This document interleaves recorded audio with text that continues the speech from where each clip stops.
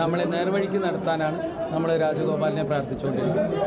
കുബേരനെ നമ്മൾ തൊഴുകുന്നത് കുബേരമുദ്രയിലാണ്. കുബേരമുദ്ര ഇങ്ങനെയാണ്.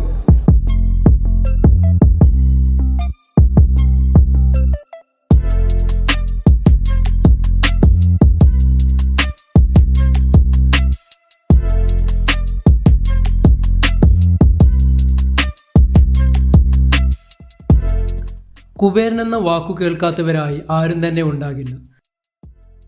നമ്മുടെ ഇതിഹാസ പുരാണങ്ങളിൽ പല ഭാഗത്തായി കുബേര കഥകൾ പ്രതിപാദിക്കപ്പെടുന്നുണ്ട്.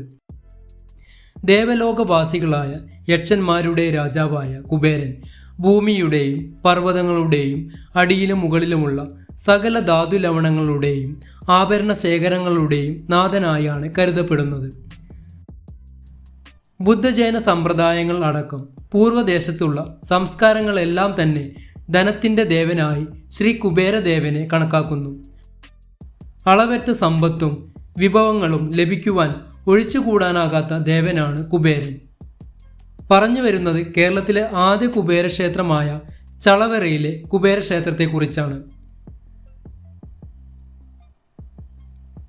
ഈ ക്ഷേത്രം 2021 നവംബർ 1 ഭക്തർക്കായി തുറന്നുകൊടുത്തത്. കാസർഗോഡ് എടനീർ മഠാധിപതി സച്ചിദാനന്ദ ഭാരതി സ്വാമികളാണ് ആശീർവാദങ്ങളോടെ ആ മഹൽ കർമ്മം നിർവഹിച്ചത്. ഭക്തിജ്ഞ യോഗങ്ങളെയും നമ്മുടെ പൈതൃകമായ മന്ത്രങ്ങളെയും ആധുനിക ശാസ്ത്രത്തിൻ്റെ അടിസ്ഥാനത്തിൽ ഡോക്ടർ ടി.പി. ജയകൃഷ്ണൻ നടത്തിയ പരീക്ഷണ നിരീക്ഷണങ്ങളുടെയും അനുഭവജ്ഞാനത്തിലൂടെയുമാണ് പാലാട്ട് കുടുംബത്തിൽ ശ്രീ കുബേര ക്ഷേത്രം നിർമ്മിക്കാനിടയായത്. ജീവിതത്തിലെ പ്രതിസന്ധി ഘട്ടങ്ങളിലൂടെ കടന്നുപോകുന്ന നിരവധി പേർക്ക് ഈ ക്ഷേത്രം ഇപ്പോൾ അഭയകേന്ദ്രമാകുന്നു.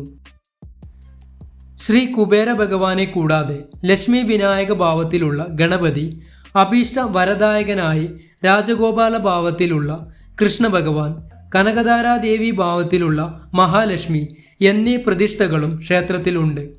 ശംഖുനിധിയും പത്മനിധിയും യോജിക്കുന്ന ലോകത്തിലെ ഏക ക്ഷേത്രമായ ഇവിടം ഒരു ക്ഷേത്രം എന്നതിലുപരി സാമ്പത്തിക അച്ചടക്കത്തിൻ്റെ സന്ദേശം നൽകുന്ന വിദ്യാലയം കൂടിയാണ്.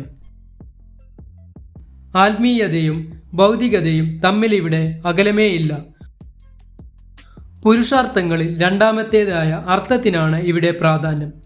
അർത്ഥമില്ലാത്തവൻ മറ്റുള്ളവർക്ക് വിധേയനാകേണ്ടി വരികയും ധർമ്മം അനുഷ്ഠിക്കാൻ കഴിയാത്ത അവസ്ഥയിലാകുമെന്നതും സത്യമാണല്ലോ.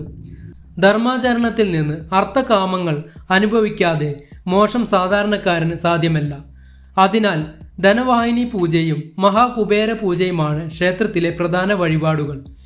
ഇപ്രകാരം കുബേരദേവനും ലക്ഷ്മി ദേവിയും ലക്ഷ്മി വിനായകനും ചേർന്ന് സർവ്വ ഐശ്വര്യങ്ങളും നൽകുമ്പോൾ ഭഗവാൻ കൃഷ്ണൻ അഭീഷ്ടവരങ്ങൾ നൽകുന്നതോടൊപ്പം നമ്മെ നീതിയുടെയും ധർമ്മത്തിൻ്റെയും മാർഗത്തിൽ ചരിപ്പിക്കുകയും ചെയ്യുന്നു. ഒരു കുടുംബത്തിന് ലഭിക്കുന്ന ഈ അനുഗ്രഹം പ്രദേശവാസികൾക്കും ലഭിക്കുവാൻ വേണ്ടിയാണ് പാലാട്ട് കുടുംബം ഈ ക്ഷേത്രം ഭക്തർക്കായി തുറന്നുകൊടുത്തത്.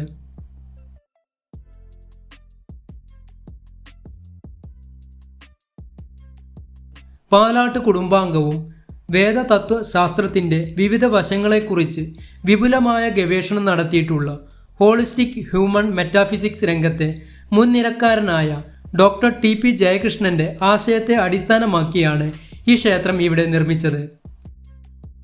നമ്മളെല്ലാം അഭിവൃദ്ധി നിറഞ്ഞ ഒരു ജീവിതത്തെക്കുറിച്ചാണ് സ്വപ്നം കാണുന്നത്.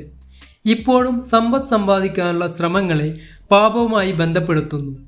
എന്നാൽ സമ്പത്ത് തള്ളിക്കളയേണ്ട ഒന്നല്ല. അത് വ്യക്തിപരവും സാമൂഹികവുമായ ക്ഷേമത്തിന് അത്യന്താപേക്ഷിതമായ ഘടകമാണ്. പ്രചോദനാത്മക ചിന്തയുടെ ഫലമാണ് ഈ ഒരു കുബേരക്ഷേത്രം. മനുഷ്യൻ്റെ അന്വേഷണത്തിൻ്റെ ഏറ്റവും പ്രധാനപ്പെട്ട വസ്തു സമ്പത്താണ്. എല്ലാത്തരം ഐശ്വര്യങ്ങൾക്കും ധനം വേണം. അഭിവൃദ്ധി കിട്ടാൻ വേണ്ടിയാണ് എല്ലാവരും ക്ഷേത്രങ്ങളിൽ പോകുന്നതും പ്രാർത്ഥിക്കുന്നതും. ധനത്തിൻ്റെ അധിപനാണ് കുബേരൻ.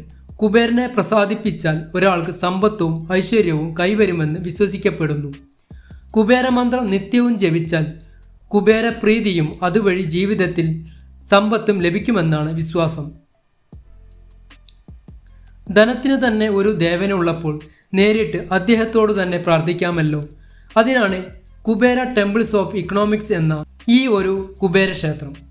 വടക്കൻ തെക്കൻ താന്ത്രിക വിദ്യകളുടെ സമ്പൂർണ്ണ സംയോജനമാണ് ഈ ഒരു ക്ഷേത്രം.